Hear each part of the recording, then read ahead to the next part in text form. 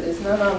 Hello. How are you? I'm good. How are you? Good. All right, there's water in these cups. There's water in cups? Yeah, I just want to make sure. Well, I couldn't see, I need some that. All right, well.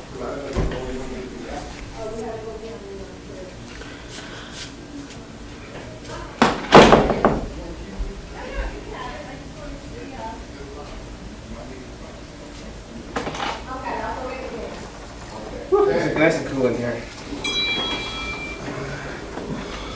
When I have a bee in here, there's the rest of the building. Oh yeah, absolutely. It's like a walk-in almost. It's like a light sauna. Um,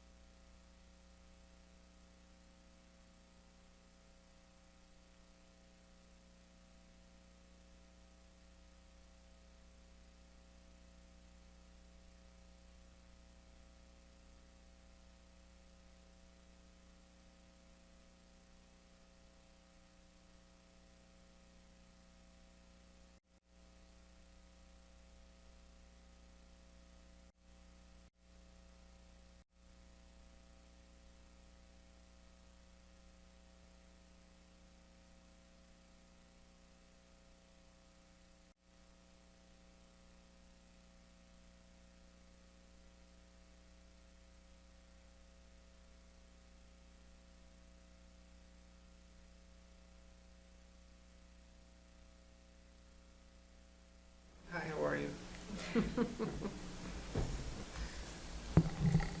good? I'd like to call to order and open this meeting of the Board of Education, special meeting Wednesday, July 27th. I'm going to pass the meeting over to Dr. Kersey to start with our agenda. Great, thank you. I appreciate the board's flexibility for a special meeting, and I appreciate the fact you're in person for the quorum and with Dr. Lang in virtually. The state laws had changed so that you have to be in person now for board meetings, at least the quorum has to be. You can have a board member in virtually, but that's some of the steps out of some aspects of COVID. So that we had thought we could be fully virtual when the hint of the need for this meeting went out, and then legal counsel said, no, you have to have the in-person quorum, and then if you can have a board member in virtually. So I appreciate your flexibility. I don't know this needs to be a long meeting, but it's a good example of where, at least as New York State structure things, even when you think you're off for the summer as a board, there are occasional times you have to come together. So the main items here are we have appointments that you need to approve. Even in a small district, there are transitions in the summer, so a number of those are listed here. But at the top of that is my request. It's the retroactive appointment resolution. That's item 1 here. I can explain it a little bit. Often on business items, the administration stays silent and just lets you work through it, but let me explain that a wee bit. Maureen, as new board member's not here, but the rest of you may recall that last August or so, we ran into the same issue where, per law, you are the appointing authority of any and all staff and personnel in the district. Unlike Connecticut, you're not allowed to delegate that. In Connecticut, that can be delegated to the superintendent. Having said that, there is some flexibility for temporary delegation, where you still have the authority ultimately, and that's retroactive. So a number of districts around us do provide the superintendent within New York State retroactive ability, as this resolution reads. Having said all that, still ultimately, if you as a board retroactively were to say, oh my goodness, we don't agree with that decision, that decision would go away, meaning you would say we're not going to, at that retroactive vote, going to appoint the person. My sense of that happening is I don't think it would happen. I think we've been very thorough in who we bring to the board for appointment. But in full disclosure, the attorneys who wrote this resolution that you're going to review and vote on just said, please, Bill, please make sure the board's aware of that caveat. So I think the importance of the resolution may be obvious to you, that like it or not, we often have to, this time of year, move very quickly. We still are thorough in the process of who we review, who we decide to hire, but we have to move quickly, one, to make sure if we have somebody really talented, we're going to hire them before the competitors do, and there's several examples here today before you. And as we may recall from the discussion last year, and I don't anticipate this, Melissa S. can update me, that if we're in the point of having someone here before the students are, that's really important. You know, we don't want to have a classroom with a sub opening the year. And you may recall that was the pivotal issue last year for a Hillside teacher.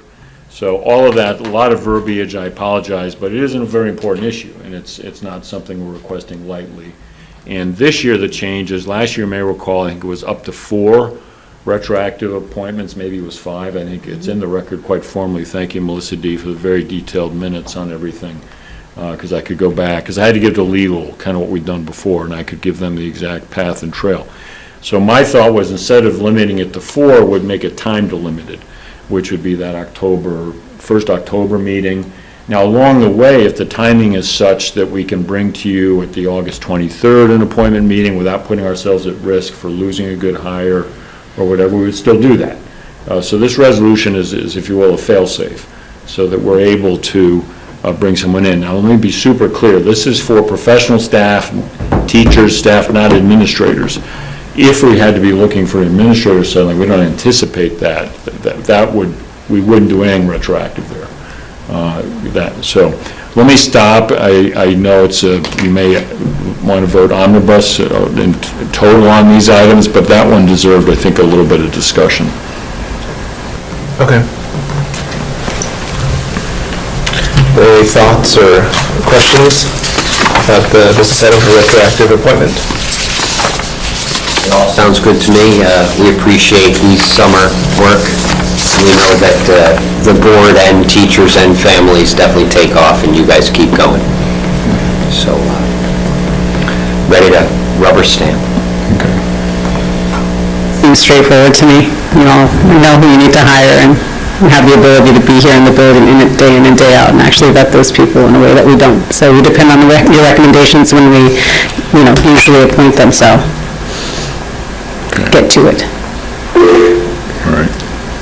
Yeah, I would agree. It's a fair observation. Also, just, I'm sorry, what happened? Sure. Yeah, I have my hands raised, but I think I'm looking. Will that be, Melissa, will you be looking at the hands raised feature? Yeah. Okay, perfect. Thank you, and I think what I wanted to say is that I think that is an important thing, and I know that last year we did that. The only person that I had for Dr. Makesi is, you had mentioned not administrators. In the memo that is attached, it says professional staff. Does it not include administrators, or it's just for the definition is just teachers and other non-administrators? I just wanted to clarify that, because I think this is something that we will keep doing because it's important, as you expressed. But I wanted to make sure that the qualification is clear in terms of the memo, that it does not include administrators. Correct. We had viewed it as professional staff solely, not to include administrators. I'm assuming it's perfectly appropriate for you to modify this resolution if you want to do that, and you could write that in. I don't see any reason you couldn't do that, and then you're voting on that. You could say, members of the professional staff, not to include administrators. You could do that. I don't know why you couldn't change this language and vote on that. Is there any reason the board could? I'm looking at Maureen, Melissa. No, I think it's a modification that could be reflected in the minutes to make it, very clear what the intent is. Yeah. And then I would also just expand on professional staff. We also include in that, like if there were a need to increase, like lunch monitors, not that, again, just in the beginning of school, we've had a few people who have recently resigned, but we also, that would be in this resolution covered under that. Clerical, Or like, not even necessarily union people, but substitutes and people such as that as well. Because this is a time of year we're typically, increasing the number of those folks. So I think we can do that. Bill will just make sure that the resolution in the minutes reflects that language that says that, not including administrative level staff or something to that effect. Sure, if it can be done by the minutes. Sure, yeah, because the resolution then can be, just to clarify it further. Yeah. Not including. And we Not can including, put on it as amended, right? Yeah, yep. Yes. Occasionally, there's a language, like there's something in item 5 that I just have to tweak to. Yeah, so, and that's a great addition, Maureen, in the sense of some of the key shifts are at the other staff level. And would we see that as included within the phrase professional staff, or would we want to amend this a bit? We may want to say which would include, like, either we can just expand on what the definition of that is, like because I know occasionally that there is that distinction made, but, I think everyone's like professional and what they bring, it may not, so I think we can either just, which would include either teachers, substitutes, cleaners, custodians, like something of that nature, and then just either add that, but would not, something about anyone who would be hired at an administrative level position. Okay. I think that may be the best way. Yeah, I thought, Maureen, what about if it's just, instead of defining, because then maybe we need to do a quick contractor hire, like I feel like professional encompasses even janitorial, because they're all. I absolutely agree with you. That's right what I was saying. I said occasionally I think that terminology may be used as a distinction between the two, but I think typically we do consider all of our staff professional, and then administrative is like the one that has like a little bit different of a, that, you know, like that's the distinction I would make as well. But if people thought, we could always put something in like parens that just sort of given a brief description, because even a coach is a professional hire. Correct, so my thought was that since the only exception is administrative. Oh, okay, sure, that makes it simpler, yeah. Instead of putting in parentheses, this, that, and if you don't list, let's say, the coach, everybody's like, okay, why is it? That's true, that's a good point, yeah. So my suggestion is we just say professional staff with the exception of. Okay, perfect, perfect. Leave it Yep. there. Mhm. Okay, and that's pretty easy to reflect then. Yeah. Okay. So that was the business item number 1. We have 2 through 7. Are there any questions? Can I just make, Yes. on number 5, and actually I'm just, I know this was probably sent to Melissa, number 5 should say effective June 2022, because the Lynch Behavioral Consultants did an evaluation at the end of June. And this is, like, we haven't paid them yet, so it actually should say effective June 2022. Things that occasionally come in after the, I just got it, actually. so. Is there anything we need to do formally? or No, I would just gonna- have, she's going to change Okay. on the agenda, just so you're clear that it is 2022. Okay. So are there any other June thoughts or 2022. questions about business items 2 through 7? Number 6, Maureen or Bill, the money that we're going to move into reserve for the tax centauri, is that from the wrapping up of last year's? Yeah, and it's actually, it's a ceiling, not a necessary, so as, It's not a yeah. set number yet, but Correct. that's all from Yes, last yes, yep. June, the June Exactly, wrap-up. yeah, because we had done some, but then in looking at it, it looks as though we may have a few, we had closed out a couple payables that we, or, you know, as we finalize bills, some of them are coming in a bit lower, just things such as that, like just what we had projected some of the last June bills to be are now, we're getting invoices. So if there's like a few $1,000s here and there that falls out, we have to designate it back to a reserve to like Okay. stay within our 4% compliance, so, yeah. Yeah. Thank you, guys. So, but I just in this way put a ceiling, because this way, like, the auditors always say, put a higher number than you anticipate, because if there's an adjustment made, then it would fall, like, it would be properly designated. And this is the, we feel that the other reserves right now are where we need them to be, so this one would be, I mean, you know, where we think we would put any additional funds. Thanks, Jeremy. Good thought. Can I ask a question? Sure. Point 7, Yep. establish the cafeteria budget and the amount, is that just something that you have to do every year? Yes. And why that amount, and Sure. where does that come from, and how does that work? Yes, sure. So, yes, we do, and actually, we used, this meeting as an opportunity just to add it. We're typically, occasionally we'll put it at the later meeting in August. And this year, we bumped that number up. So this year, we base it on 2 things typically. Well, we always base it on one thing typically, which is our end of year sales, and then project out like any increases we, you know, anticipate with either price adjustments or if we are seeing more enrollment in this building. And this year, it was around 600 and change or so. We made about 650 in revenues, and with the addition of Hillside Cafeteria, right now we're just projecting about 200 or so. That's a very low number, but I think what would happen is if we start to see by December that number was either higher, then we would come back and just revise it. Again, it's something because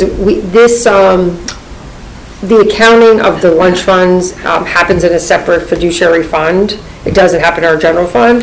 So in order to establish that budget, which is self-funding, not funded through the taxpayers, we project what we believe it'll be, and we set up a revenue and expenditure line in there in order to like drive expenses. Without that, we cannot like add it. We wouldn't be able to pay anything against it without a budget established.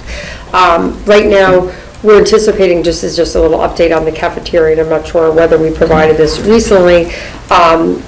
Amy Cases is going to be putting in her newsletter to Hillside families, if she hasn't already done so, that we anticipate the cafeteria will be opening more mid-October or November 1, and that actually part of it is just based upon just, it's a new program, so there's some inspections and things that'll be finalized.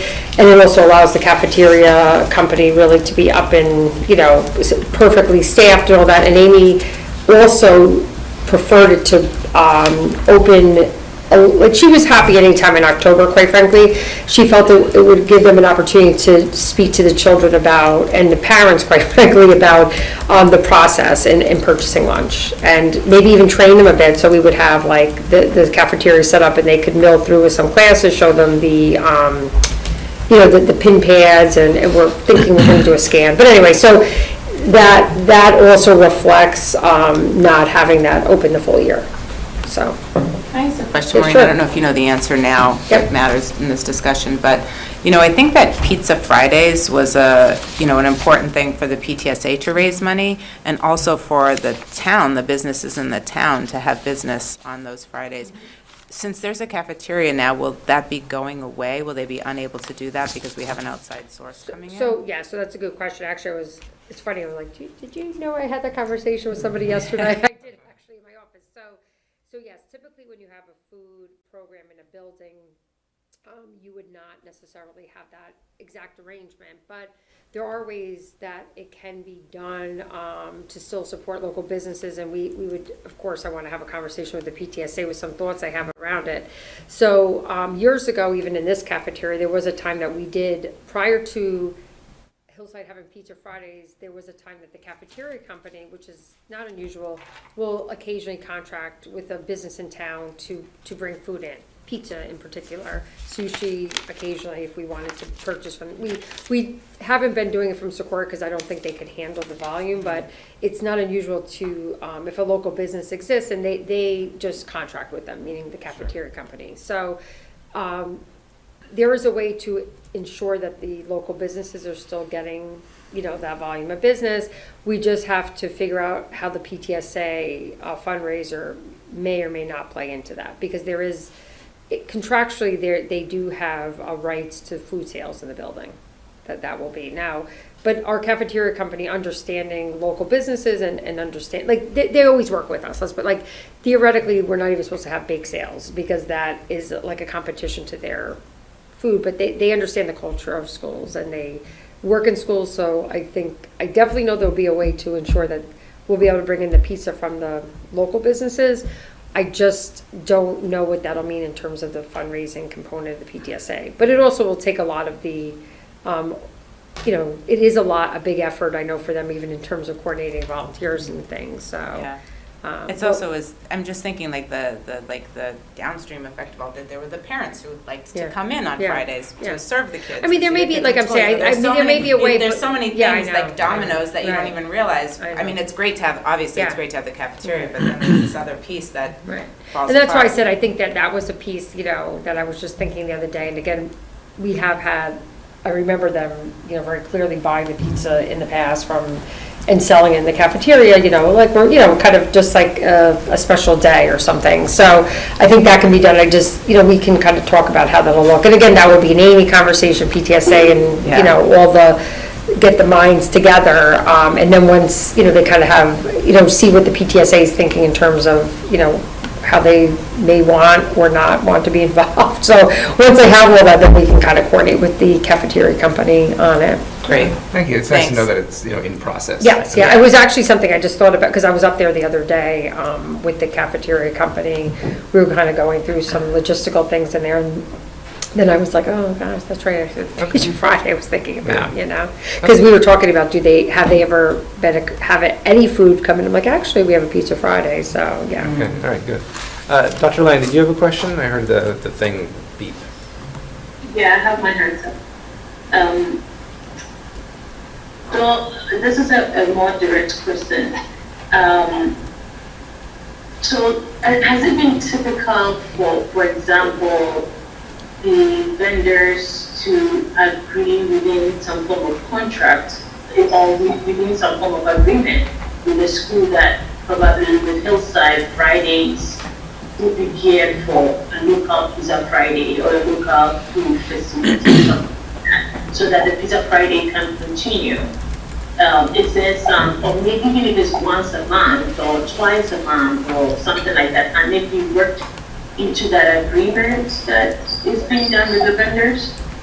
Well, it's a little different because, I mean, those are also, the actual agreement, the bid, those things are really, there's a standard type of bid that is required for school cafeteria lunches and the contract that follows. I would say it's the way in which we work together. I mean, a lot of what I kind of discussed is a way to, they're always willing to do things that we're the customer, so things that we would like to see. And this would be, in my mind, kind of a modification. The actual agreement contract that goes to the state wouldn't typically have that type of verbiage in it about, well, we'll allow the PTSA, that's a bit different.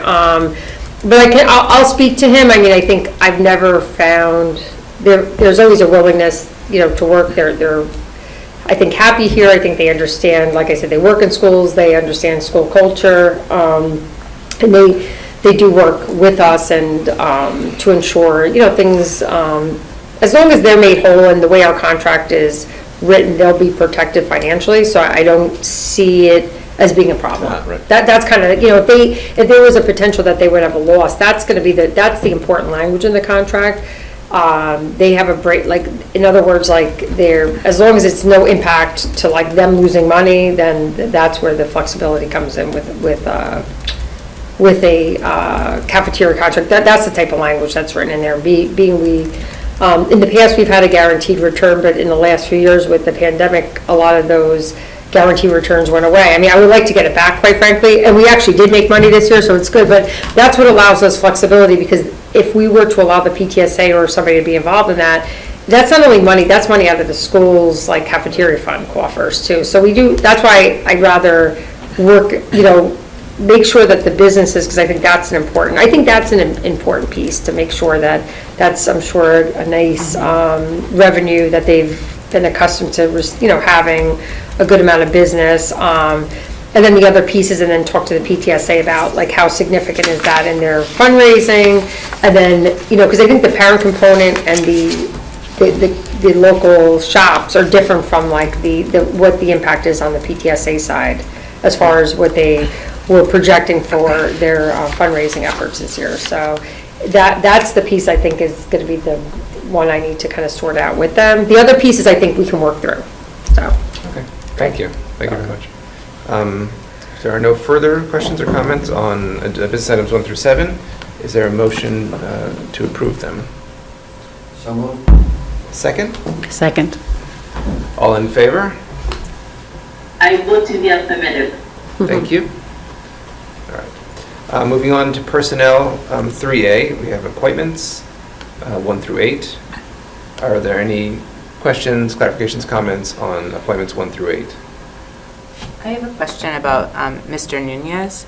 It says that he's currently a teacher assistant at Hastings, at Hillside rather, sorry. So does that mean we have to replace him as a teacher assistant, or? No. So he is taking a leave of absence, yeah. but currently we were, in the budget last year, there were less teacher assistants. Remember, we made that modification, and between retirements and just some shifts in personnel, that position would not need, at this present time, to be filled, so. Got it, okay, I just wanted to make sure we Yes. weren't Yeah. having to add another Yes. head count, but we No, don't, no. okay, thanks. Thank you. Is there a motion to approve personal appointments 1 through 8? So moved. Is there a second? Second. All in favor? I vote in the affirmative. Thank you. Section 3B, amendments. Okay, that's just a clarification.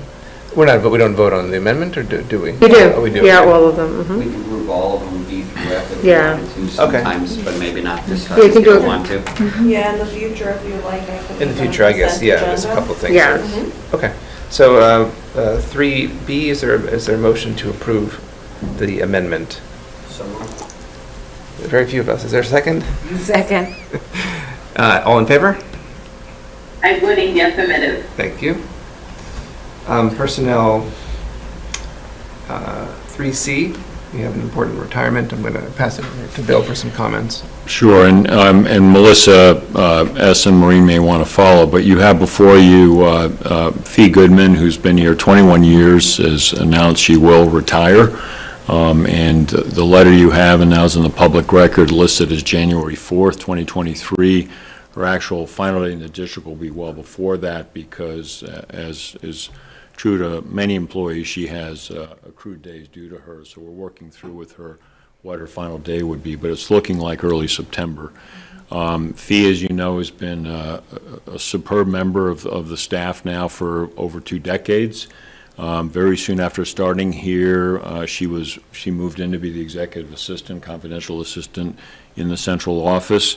As you know, there's been, I would say, an inordinate amount of turnover in that seat. I think some 9 superintendents she's worked with and supported. And I can tell you from a very personal and professional standpoint, as a newcomer into the seat, she is superb at helping new superintendents land smoothly and operate as efficiently, effectively as possible. So she's been a real constant in the central office through, again, and there's really no other way to put it, but an inordinate amount of turnover in the superintendent's seat. So she's managed transitions exceedingly well. A couple of her real strengths are her communication skills. Certainly for me, who I value writing at a very high level, she's a very good editor, very good proofreader, catches things. With her departure, we have other approaches to help make sure, and the mistakes may make it through, not due to Fee, but we'll make sure that that's caught. Verbally, she's also very, very strong in that role, as has been my experience in my previous stops. Almost everywhere, you need an executive assistant who can be a good first person at the end of the phone for, be it upset staff, upset families, upset community, and works well to listen and sort out what needs to go where. And she's been exceedingly good at that work for a long time. She's also extremely strong in her details, managing calendars, managing confidential files, which are essential that they be kept correct. Everything from grievance files all the way through different personnel files, all the way through different types of filing. Superintendent conference days, organizing, managing those, while that is done by a committee overseen and led by Melissa S. and Melissa D. Historically, that had been something she'd spent a lot of time on. Her regional knowledge is exceptional, so she's excellent coordinating across the region, be it with superintendents groups, BOCES, medical, all the rest. So these have been real strengths of hers. And it matters to the district that the superintendent's schedule is precise and that I stay prompt, and my predecessors stayed prompt, and she was key to that. So it's a big loss, and we will find a way to celebrate her. She's asked that not happen. I know I'm in a public meeting, so she may be hearing this. She'd asked that not happen, but she's been too important to the district and the community for too long not to be celebrated in some way. So we'll work with her to find a way that she finds appropriate for a celebration. So that's before you. As is the process, I accepted it soon after she brought me the letter last week, but formally and technically you as a board need to vote on it. So it's before you now. I just have a question too, Bill. So she had like all those supers and you finally broke her, right? That was it. Yes, I'm the reason. So can you start to look for a replacement for that position now? Because we know that she's, because I know it's so important for you and your role, so I want to make sure that you're able to. And I think Fee, we want to thank Fee. She's been very cooperative in that regard. It's a really important job. Yeah. And you don't find, I mean, I don't like to use this phrase, but CEOs need high-quality top executive assistants, right? Whatever the realm, whatever the organization. Right. And so she's been flexible on, once this special meeting was scheduled for other reasons, she was flexible. And Maureen's really been working closely with them. This was flexible, and yes, have the board vote, because then we can begin working very quickly. And even if her technical final date's not till that January date, her final date in district will allow us, and we need to have somebody in place. So yes, totally. we're moving very quickly. Once you as a board have voted, we'll move very quickly on what the next step is. Great. Paying attention to what the central office needs and also what you as a board need, because it's hand in glove there in terms of the level of support. Yeah. Okay, great, thanks. Yeah, I would just say, thank you for the summation, and I think it's a reminder also, the job title, secretary to a superintendent of a district, small as ours, and it's sort of horizontal, how much ground everybody covers. And so when you look at a title, it might not seem as consequential, but it is vastly consequential in the day-to-day function and the goals that we set. So thank you for the summation. It's a nice reminder of that fact. I'm sad to see her go, for sure. If I could just say something, I just wanted to echo kind of the commendations that you gave to Fee, having known her for a few years, and to really echo the fact that her steadfast dedication was not only to the role of the superintendency, but to the district itself, and she really revealed herself and how much she kept things afloat during a time of great turbulence over the scope of she's one of the longest serving employees that this district has, and she really brought that sense of professionalism with her from the corporate world, her attention to detail, the fact that she is just somebody who you could always go to for their keen insights, who you felt was pretty clear-eyed, and had a very good sense of the pulse of the district and the organizational culture. So I think that is something that really accrues with time and with having a long memory of all kind of the things that change over time, but some of the things that stay the same. So her departure will be sorely felt. Thank you. Dr. Lang, do you have your hand up? Oh, okay, thanks. Yes, I just wanted to echo what everybody's saying. One of the things that I can say very vividly is her approach to connecting to everybody in a very diverse way. The first thing that I noticed about her was her eagerness to have cultural humility towards engagement. When I met with her, it was more about trying to connect and taking it from me more than from her to me. And I feel like that is a really great thing that executive assistants have in supporting the diverse individuals that are seeing the superintendent. So what my colleague said about maintaining the pulse with all the different rigmaroles that happen, and the bad ones and the good ones that were also very much celebrated in this district. So this district has very, very positive aspects as well. We focus on the negative part because we know that when you do better, you should always do better. So she will be missed, but I'm hoping that Dr. Marquez is able to get a keen eye, which I know he has, to gain a replacement that will also become a beloved person as well. So yes, she will be missed. Thank you. I'm just going to say, again, I'm just echoing what Bill mentions, all the things that Fee has brought to the district, and really just want to congratulate her. And, as much as I think it was a tough decision for her to come to, like anyone, you spend a lot of time at your job, and it's a big part of our lives. And I do know she put a lot of, like all of us, we commit so much of our time to the district, and I know that meant a lot to her. But I'm also very happy for her, and I know Fee does I know she'll have, I know it was a hard decision, but I'm also know that she will enjoy her retirement greatly, as she deserves. And we always laugh about, we're going to write a book, just because of all the turnover.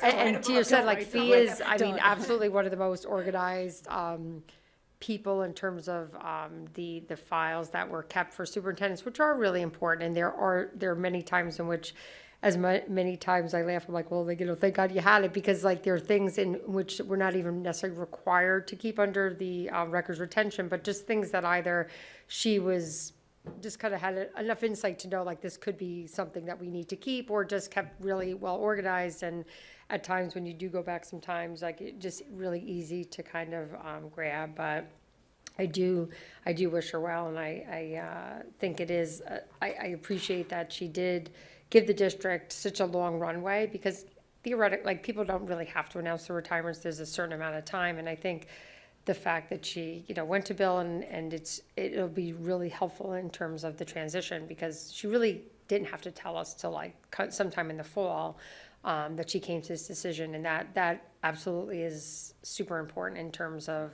creating a runway, and I think, but again, that just speaks to just her understanding of like the magnitude of what goes on and the importance of that role to the superintendency. So, we really appreciate her flexibility, because it is hard once you come to that decision. A lot of people prefer to do it a little closer to the time they're going to actually retire, but we appreciate that, so. I too would like to wish Fee well on her many wonderful new adventures. I echo what's been said in the room, and I think that she is one of the most technically competent and knowledgeable people in the system that I've had the opportunity to work with. So I do wish her well in her new adventures. Definitely the best writer I've ever.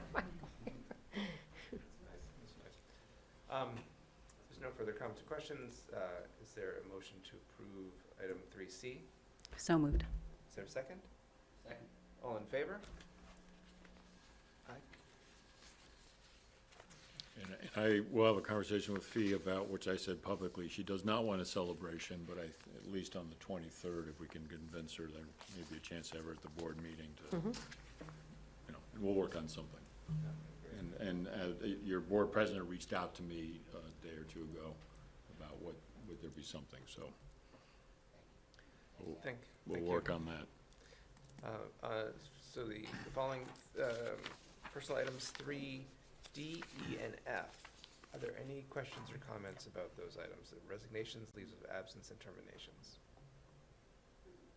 Melissa D, I voted in the affirmative. I realized that I was muted. Thank you. Thanks. Thank you, Dr. Lang. So if there are no questions or comments for items 3D, E, and F, we have a motion to approve these items. So moved. Second? Second. All in favor? I voted in the affirmative. Thank you. I guess there's no comments, so we move straight to adjournment. Is that correct? Do I have a motion to close the meeting? So moved. Have a second? Second. All in favor? I voted in the affirmative. Thank you.